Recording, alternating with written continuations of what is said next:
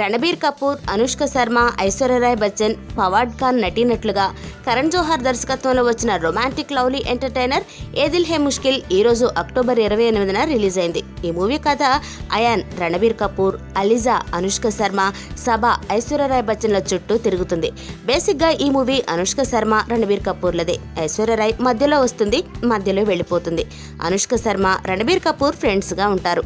Ranbir Kapoor Anushka శర్మని love చేస్తాడు. అయితే friends లవర్స్గా మారకూడదు అనే సిద్ధాంతం పెట్టుకుని రణబీర్తో రాద్ధాంతం చేస్తుంది. ఇక రణబీర్ కపూర్ చేసేదేం లేక అనుష్క శర్మ మీద ఉన్న లవ్ని చంపేసి స్నేహంగా మార్చుకుంటాడు.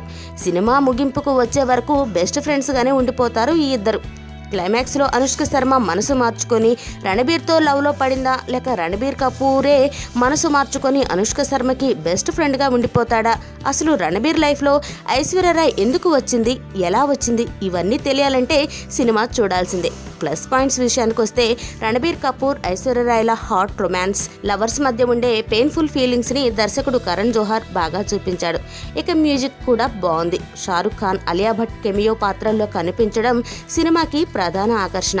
మైనస్ పాయింట్ విషయానికి వస్తే కరణ్ ఫస్ట్ మూవీ కుచ్ కుచ్ హోతా హైని హాలీవుడ్లో హిట్ అయిన the fault in our stars మూవీని కలిపి తీస్తే వచ్చే అవుట్పుట్టే ఈ Ae Dil Hai Mushkil movie. Fresh content కాకపోవడమే మైనస్. ఫ్రెండ్స్ లవర్స్ కాకూడదు అనే పాయింట్ పాతదే, కానీ కరణ్ చూపించిన విధానం బాగానే ఉంది.